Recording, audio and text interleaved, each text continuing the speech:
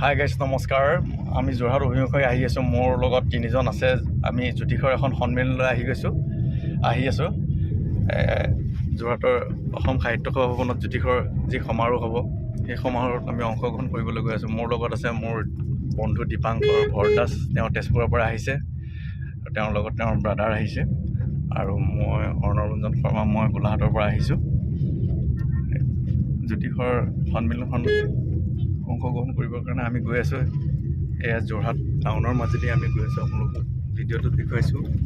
আৰম্ভণিৰ পৰা শেষলৈকে আপোনালোকে ভালকৈ ভিডিঅ'টো চাব, স্কিপ নকৰাকৈ। আপোনালোকে ভিডিঅ'টো চাই যাব আৰম্ভণিৰ পৰা শেষলৈকে।